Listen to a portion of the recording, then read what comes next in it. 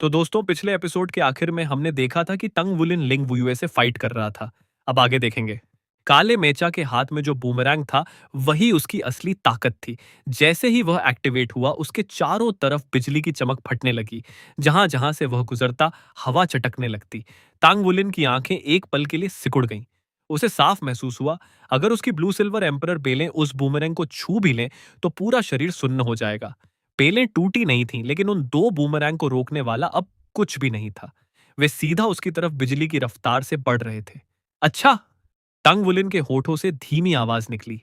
काले मेचा की असली ताकत एक 7 रिंग वाले सोल एम्परर के बराबर थी। और दो शब्द बैटल आर्मर पहने टंग वुलिन भी उसी स्तर का माना जाता था। लेकिन ये सिर्फ आंकड़े थे। सच तो यह था कि टंग वुलिन और लिंग वुयुए दोनों ही अपनी उम्र के लोगों से कहीं आगे थे। उनकी ताकत को साधारण माप से नहीं तौला जा सकता था। गोल्डन ड्रैगन स्पीयर फिर से हल्के से कांपा और आगे बढ़ा। इस बार भाले की नोक से दर्जनों सुनहरी किरणें फूटी और दोनों बूमरैंग को घेर लिया। उसी पल टांग वुलिन ने अपना गोल्डन ड्रैगन बॉडी एक्टिवेट कर दिया। उसकी त्वचा पर सुनहरी शल्क उभर आए और ड्रैगन मून बैटल आर्मर के साथ मिलकर उसे और भी भारी और शक्तिशाली बना दिया। भाले की दिशा में एक जबरदस्त आभा फूट पड़ी। Clang clang. दोनों बूमरैंग एक साथ उछलकर ऊपर जा गिरे। लेकिन टंग वुलिन हैरान रह गया। वे पहले से भी तेज घूमने लगे थे। वे अलग अलग दिशाओं में फैल गए, जैसे उसे घेरने की तैयारी कर रहे हों। उसी पल तांग वुलिन को अपनी पीठ के पीछे से एक खतरनाक आभास महसूस हुआ। उधर काला मेचा मार्शल सोल बूमरैंग हाथ में लिए सीधा उसकी ओर झपटा। बूमरैंग फिर से दहकने लगा। उसकी चमक पहले से दोगुनी थी और लिंग वुयुए की आभा अचानक बहुत बढ़ गई। ये क्या है? तांग वुलिन के मन में सवाल उठा। क्या ये बैटल आर्मर का एम्प्लीफिकेशन है? क्या उसने भी अपना बैटल आर्मर खोल दिया? उसे साफ महसूस हुआ। यह ताकत साधारण नहीं थी। शायद वह एक शब्द बैटल आर्मर था, वरना असर और भी भयानक होता। 8 फुट ऊंचा काला मेचा बेहद फुर्तीला था। पलक झपकते ही वह टंग वुलिन के सामने पहुंच गया। रोशनी की चमक के बीच से कुछ सीधा उसके सिर की ओर वार करने आया। बूमरैंग को उसने मचेटे की तरह इस्तेमाल किया था। गोल्डन ड्रैगन स्पीयर की एक छोटी सी कमी पकड़कर उसने तुरंत हमला बोला। टांग वुलिन ने भाले को घुमा दिया। भाले की रोशनी ने सामने एक परछाई की दीवार बना दी। हिस! भाले की चमक काले मेचा की प्रोटेक्टिव शील्ड से टकराई और तेज घर्षण की आवाज आई। शील्ड में एक छेद बन गया। उसी क्षण गोल्डन ड्रैगन स्पीयर ने बूमरैंग को रोक लिया। लेकिन तभी पहले उछाले गए दोनों बूमरैंग एकदम सही समय पर लौट आए। एक उसकी गर्दन की तरफ, दूसरा कमर की ओर। तीनों बूमरैंग का हमला ऐसा लग रहा था जैसे एक साथ हुआ हो, लेकिन असल में वह बेहद सटीक क्रम में था। हर वार पिछले से जुड़ा हुआ। टैंग वुलिन का दिल एक पल को भारी हो गया। क्लैंग! मार्शल सोल बूमरैंग सबसे पहले उसकी छाती से टकराया। दोनों की कच्ची ताकत हथियारों के जरिए भिड़ गई। उसी पर लिंग वुयू ने देखा तांग वुलिन का ड्रैगन मून बैटल आर्मर अचानक शीशे की तरह चमकने लगा। पीछे से आते बिजली से भरे दो बूमरैंग लगभग पहुंच चुके थे, लेकिन टांग वुलिन की पीठ पर लगे पंख अचानक खुल गए। वे दो विशाल गिलोटिन ब्लेड्स की तरह लहराए और जोर से बूमरैंग पर पड़े। धड़ाम धड़ाम! गर्जन जैसी आवाज हुई और दोनों बूमरैंग दूर जा गिरे। जैसे ही दोनों भिड़े हुए थे, लिंग वुयुए ने देखा कि टांग वुलिन का बैटल आर्मर तेजी से झिलमिलाने लगा। फिर उसने देखा गोल्डन ड्रैगन स्पीयर पर एक बिजली से बना हुआ सुनहरा ड्रैगन लिपटा हुआ था, जो उसके बूमरैंग पर सीधा हमला कर रहा था। ये ये क्या है? धड़ाम! काला मेचा हवा में उछल गया।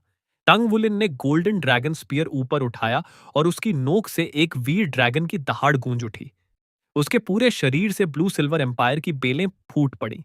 हर बेल सुनहरी रोशनी से ढक गई, जैसे हर एक खुद एक विशाल ड्रैगन हो। भाले से एक सुनहरा ड्रैगन निकला।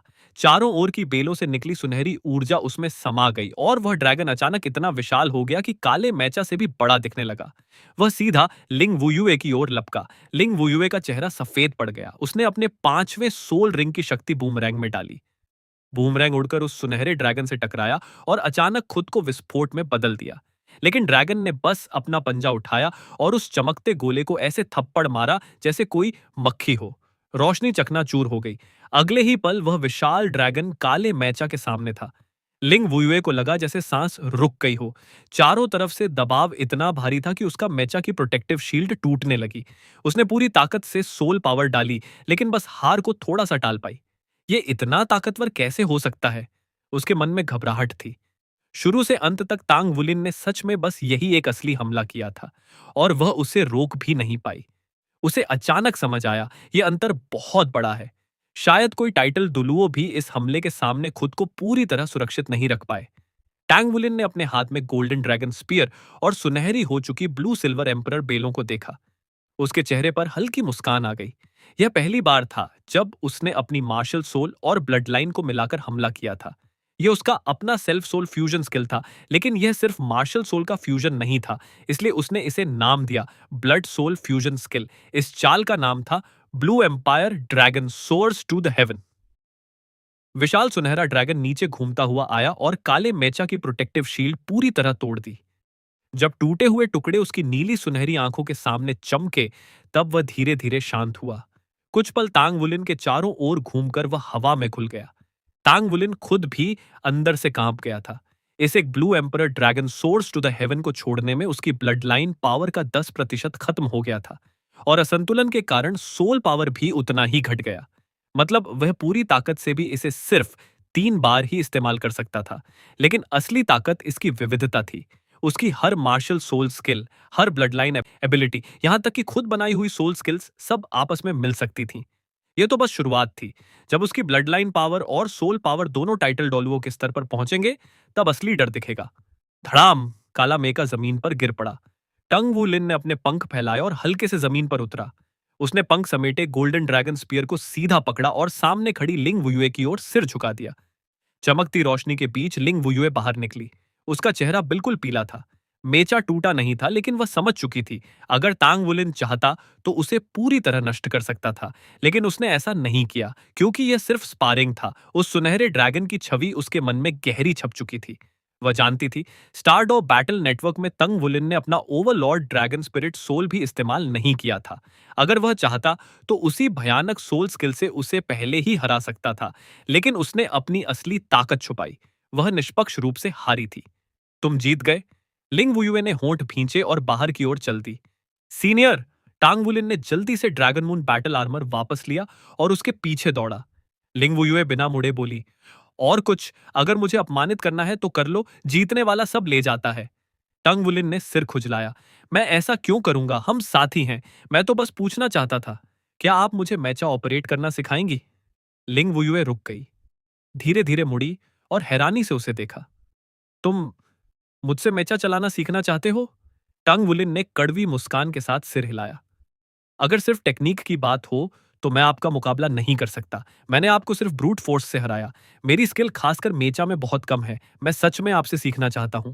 यह कहते हुए उसने गहराई से झुककर उसे प्रणाम किया। जो सक्षम है वही सिखाने के लायक है। टंग वुलिन के शब्द दिल से निकले थे। टंग वुलिन पहले टंग सेक्ट से मेचा चलाना सीख चुका था, लेकिन अब उसे साफ समझ आ गया था कि वहां के मेचा मास्टर उसके सामने खड़ी लिंग वुयुए के सामने कहीं नहीं टिकते। लिंग वुयुए का बूमेरंग मार्शल सोल भले ही ताकतवर था, लेकिन golden dragon king blood line के सामने वह दब जाता था। वह उससे इसलिए हारी क्योंकि उनकी असली कल्टीवेशन बेस में अंतर था, न कि स्किल या टेक्निक में। टांग वुलिन आज तक उस पहला हमला नहीं भूल पाया था। ड्रैगन मून बैटल आर्मर की स्पीड एम्पलीफिकेशन के बावजूद वह लिंग वुयुए का पहला वार डोड्स नहीं कर पाया, और मेका की स्पीड की तुलना बैटल आर्मर मास्टर से कैसे की जा सकती है। इससे साफ था कि लिंग वुयुए मेका ऑन परेड करने में कितनी माहिर है। इसीलिए वह सच दिल से उससे सीखना चाहता था। लिंग वुयुए ने हल्की सी हंसी उड़ाई। मैं तुम्हें क्यों सिखाऊं? टांग वुलिन मुस्कुराया। उसने यह प्रस्ताव यूं ही नहीं रखा था, क्योंकि मैं आपके 2 शब्द बैटल आर्मर के लिए जरूरी सारे मेटल्स फोर्स कर सकता हूं। पूरा स्पिरिट एलॉय से बना हुआ। मैं सेंट क्राफ्ट्समैन रैंकड प्लेसमत हूं। उसे खुद मानना पड़ा, सेंट क्राफ्ट्समैन की पहचान सिर्फ दिखावे के लिए नहीं थी, कई बार सच में काम आती थी। लिंग वुयुए की आंखें एक पल को चमक उठी, लेकिन तुरंत उसने खुद को संभाला। Saint craftsman? मुझे बेवकूफ समझा है क्या? क्यों नहीं खुद को डिवाइन क्राफ्ट्समैन भी बोल देते? तांग वुलिन ने बेबस होकर कहा। मैं सच कह रहा हूं, विश्वास नहीं है तो जांग वुयुए से पूछ लीजिए। मैंने उसके लिए भी फॉर्ज किया है। आपको बेवकूफ बनाकर मुझे क्या मिलेगा? सुनने में झूठ लगे लेकिन देखने में सच होगा। पहले मैं आपके लिए मेटल फॉर्ज कर देता हूं, फिर आप मुझे सिखा दीजिए। लिंग वुयू की नजरें बदल गईं। तुम स्पिरिट फोर्जिंग भी कर सकते हो? Spirit forged spirit alloy? सच में? तंग वुलिन ने शांत स्वर में कहा। मेरा बैटल आर्मर मैंने खुद फॉर्ज किया है, देख लीजिए। 2 शब्द बैटल आर्मर की सबसे बड़ी खासियत है कि वह शरीर में फ्यूज हो जाता है, एक शब्द से ज्यादा उपयोगी। और असली नींव यहीं से शुरू होती है, ताकि आगे चलकर वह मार्शल सोल के साथ पूरी तरह जुड़ सके। आपका कल्टीवेशन बेस 6 रिंग के करीब है ना? तो अभी से मेटल तैयार कर लीजिए। 6 रिंग पर पहुंचते ही बनाना शुरू कर दीजिए। तब मुझे हराना इतना आसान नहीं रहेगा। आपके बूमरैंग की ताकत भी बहुत बढ़ जाएगी। लिंग वुयुए चुप हो गई। वह 28 साल की थी। अगर 30 से पहले 2 शब्द बैटल आर्मर मास्टर नहीं बनी, तो आगे का रास्ता और मुश्किल हो जाएगा।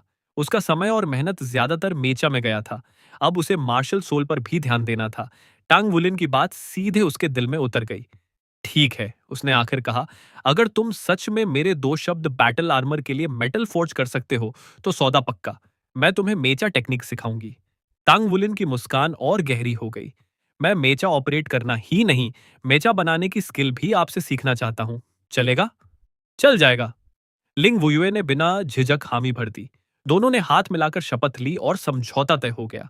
टांग वुलिन काम में तेज था। वह उसे सीधे अपने फॉर्जिंग वर्कशॉप ले गया। पहला मेटल मैं गिफ्ट दे रहा हूं, बाकी आपको खुद तैयार करना होगा। पहले अग्रीमेंट पूरा करते हैं।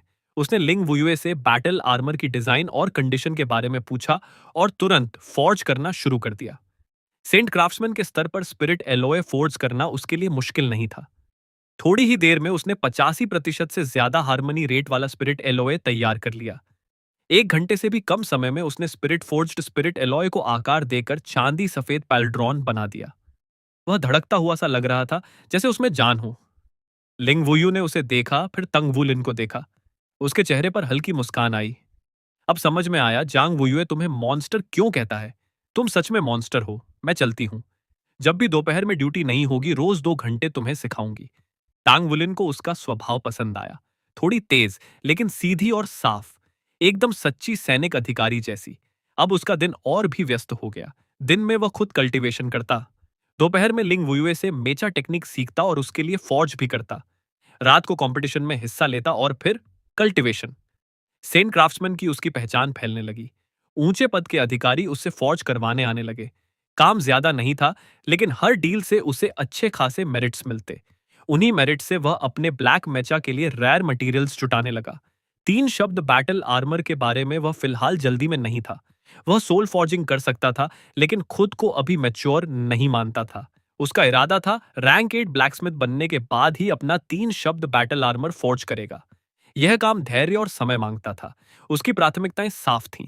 सबसे पहले सोल कोर को कंडेंस करना, फिर रैंक 60 तक पहुंचना, 6 रिंग कल्टीवेशन बेस हासिल करना और फिर 1 लाख साल पुराने डामस्क ट्यूलिप को फ्यूज करना।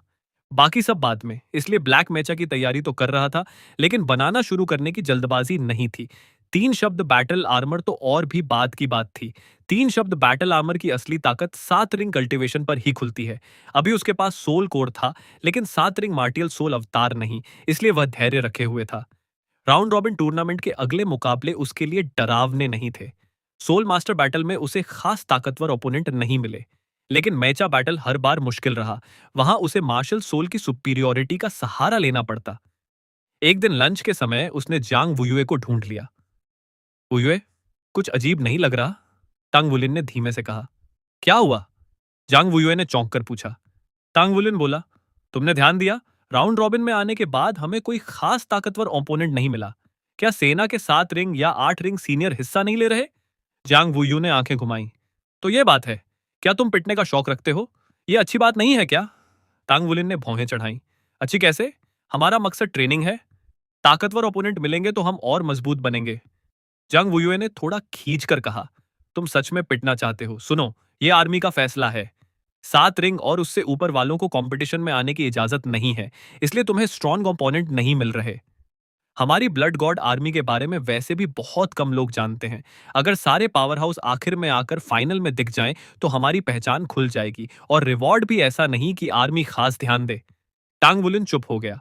तो यह सारा खेल पहले से तय था, लेकिन उसके दिल में एक बात साफ थी, चाहे ओपोनेंट कितना भी हो, उसे खुद को आगे बढ़ाना ही है। और उसके ब्लड सोल फ्यूजन स्किल की असली उड़ान अभी बाकी थी। टांग वुलिन को अचानक सब समझ में आ गया। वह तो यही सोचकर बैठा था कि राउंड रॉबिन में उसे कोई भयानक दुश्मन मिलेगा, इसीलिए उसने ब्लड सोल फ्यूजन स्किल तक इस्तेमाल करने की तैयारी कर रखी थी। लेकिन अब तक उसे वैसा कोई ओपोनेंट मिला ही नहीं। 2 शब्द बैटल आर्मर मास्टर, लगभग rank 60 cultivation base, dual powered martial soul और ब्लड लाइन, ऊपर से सबसे ताकतवर आर्मी का सहारा। सब कुछ उसके लिए बहुत स्मूथली चल रहा था। जांग वुयुए ने मुंह में खाना भरते हुए कहा, फिर भी ज्यादा खुश मत हो। फाइनल्स का हर कदम कांटों से भरा होगा। आठों डिवीजन से 32-32 लोग आएंगे। कुल मिलाकर 256 कंटेस्टेंट्स, हर डिवीजन के चुने हुए इलीटिस। कोशिश करना पहले राउंड में बाहर मत हो जाना। टांग वुलिन ने तुनक कर कहा, तुम पहले अपनी चिंता करो। फाइनल्स का फॉर्मेट आसान नहीं था। पहले 3 राउंड्स सीधे एलिमिनेशन थे, जिनसे आखिरी 32 लोग चुने जाते।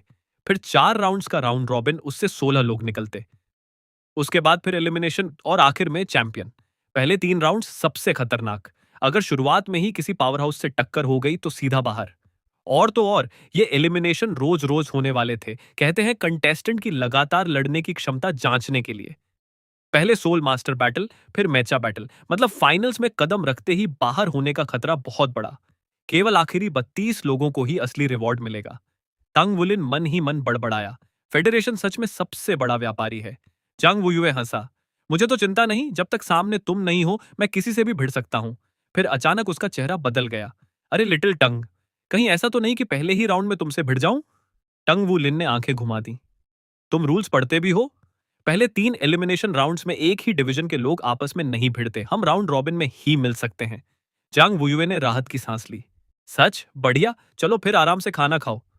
अब तो जांग वुयुए रोज विंडो नंबर 1 से ही खाना खाता था। टंग वुलिन की संगत ने उसका टेस्ट बिगाड़ दिया था।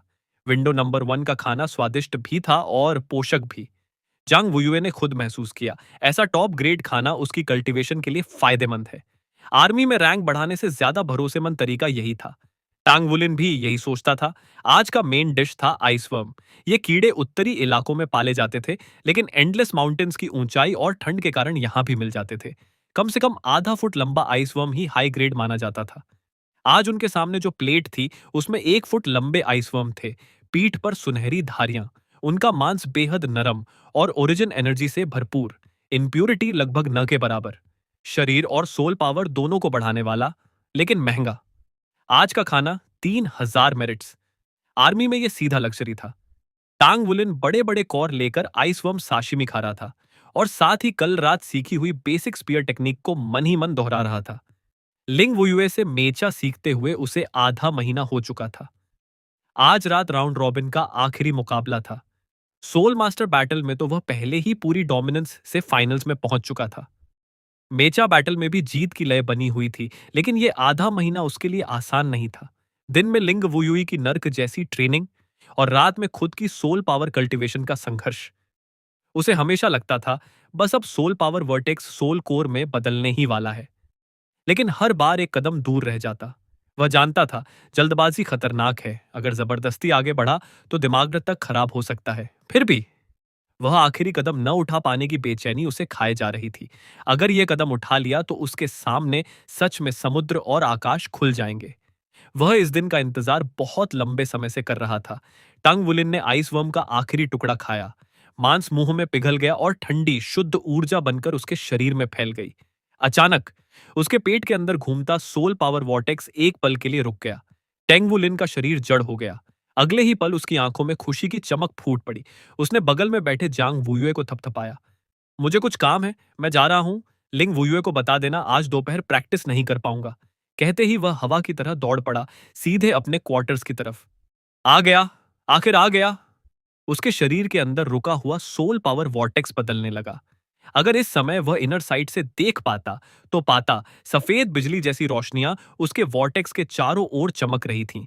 पेट में तेज जलन उठी, जैसे किसी ने चाकू घोंप दिया हो।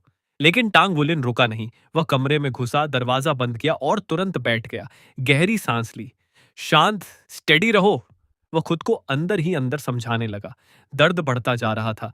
पेट के भीतर जैसे कोई चीज बार बार फट रही हो, लेकिन उसने ब्लड एसेंस पावर को नहीं छेड़ा, बस स्थिर बैठा रहा, चुपचाप महसूस करता रहा सोल पावर वॉर्टेक्स में हो रहे बदलाव को। सोल मास्टर के जीवन में सोल कोर बनाना एक बार मिलने वाला मौका होता है। 7 रिंग सोल सेज बनना, असली उच्च स्तर के सोल मास्टर की दुनिया में कदम रखना है, और सोल कोर उसका प्रतीक। सोल कोर के बिना मार्शल सोल एवटार भी नहीं। तंग वुलिन अभी रैंक 60 तक नहीं पहुंचा था, फिर भी सोल कोर कंसेंस कर रहा था। ऐसा व्यक्ति लाखों में एक। वू जानकोंग ने उसे बताया था, अधिकांश सोल मास्टर को जीवन में सिर्फ एक मौका मिलता है सोल कोर बनाने का। उस समय सोल पावर की लहरें हेवन एंड अर्थ के साथ हार्मनी में होती हैं। वही सबसे बड़ा अवसर है इंस्पिरेशन का। दर्द चाहे कितना भी हो, खुद को पूरी तरह खोल देना चाहिए। अगर मौका निकल गया तो फिर कभी नहीं आता। दर्द सहना टांग वुलिन की पुरानी आदत थी। गोल्डन ड्रैगन किंग सील्स तोड़ते समय उसने सालों तक असहनीय पीड़ा झेली थी।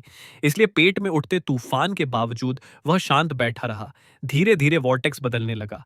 घूमती हुई सोल पावर लाइट बैंड्स अंदर की ओर सिकुड़ने लगी।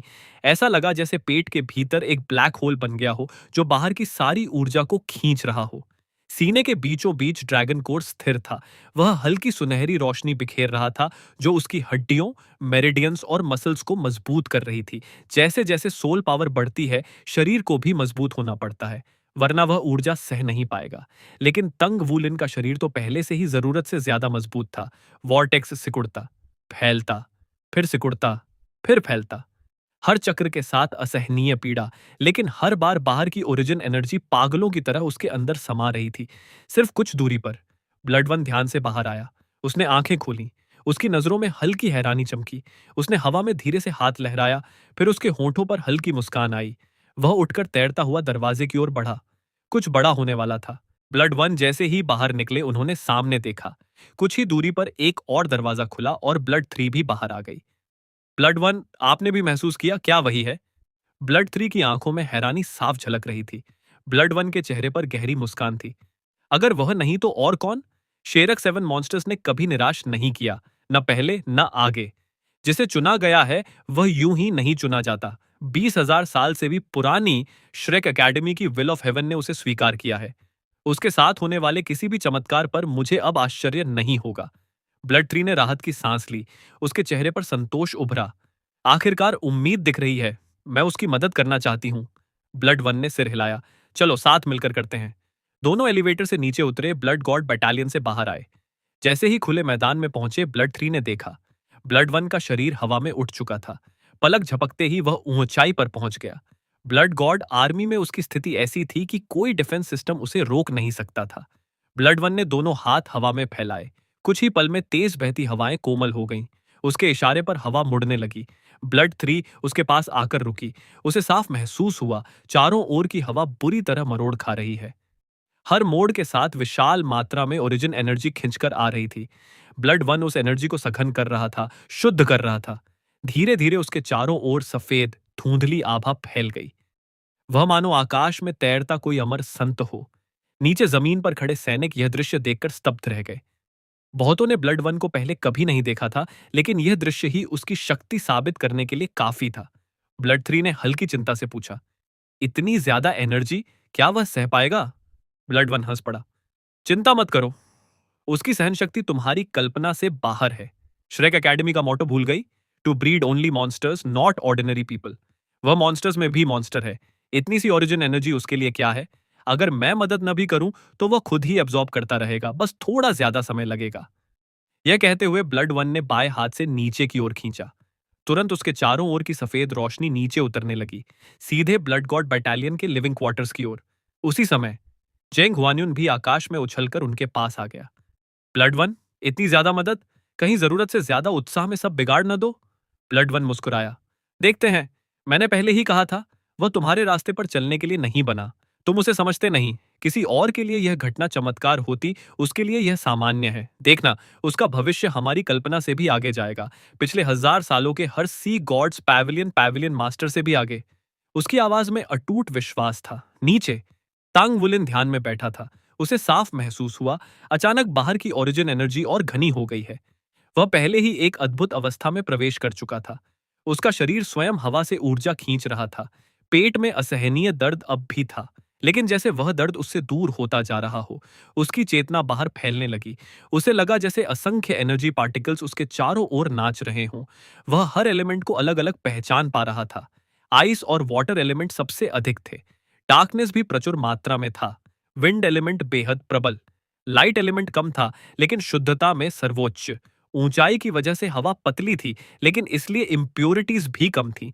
चारों ओर की ओरिजिन एनर्जी पागलों की तरह उसके अंदर समा रही थी। उसका शरीर हल्का हल्का कांप रहा था।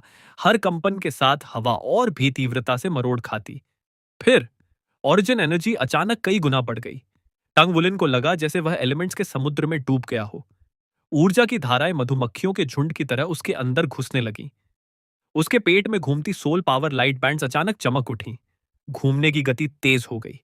धीरे धीरे उसके पेट के भीतर एक अंडाकार क्रिस्टल बनने लगा, चमकता हुआ, पारदर्शी।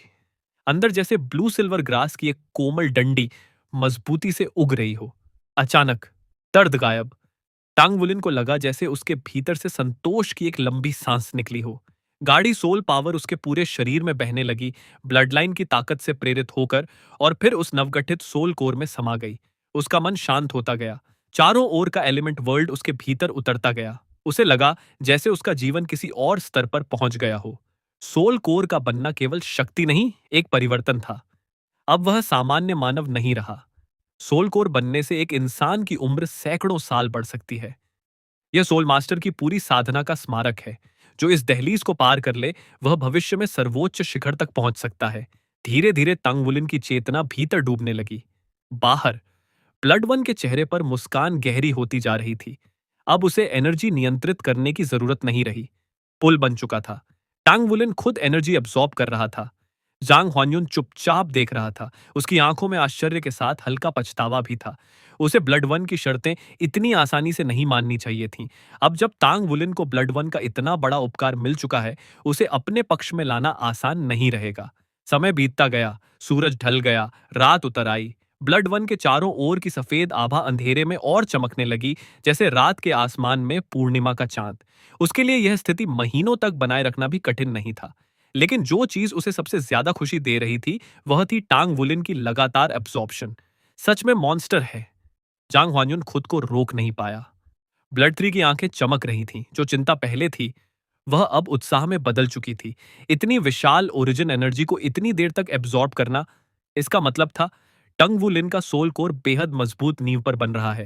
ये कोई जबरन ब्रेक थ्रू नहीं था। जितनी देर यह प्रक्रिया चलेगी, उसकी सोल पावर की अवेयरनेस उतनी गहरी होगी। Soul core condensation martial soul का पुनर्जन्म भी है। जितनी अधिक ओरिजिन एनर्जी, उतना लंबा इवोल्यूशन। और इसका मतलब उसका मार्शल सोल असाधारण है। रात गहरी हो गई। ब्लड वन ने जेंग हुआन से कहा, तुम वापस जा सकते हो, लगता है सुबह तक चलेगा। जांग हुआन्युन ने सिर हिलाया। मैं यहाँ का अकेलापन झेलने का आदी हूँ। ऐसा दृश्य रोज नहीं मिलता। अंत तक देखूंगा।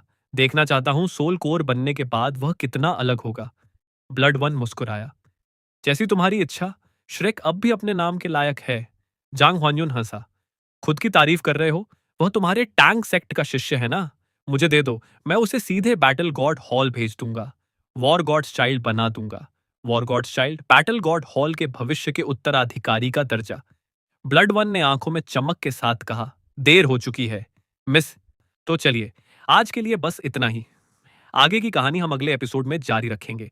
अगर आपको यह वीडियो अच्छा लगा हो तो लाइक, कमेंट और चैनल को सब्सक्राइब जरूर करें। फिर मिलेंगे अगली वीडियो में। धन्यवाद।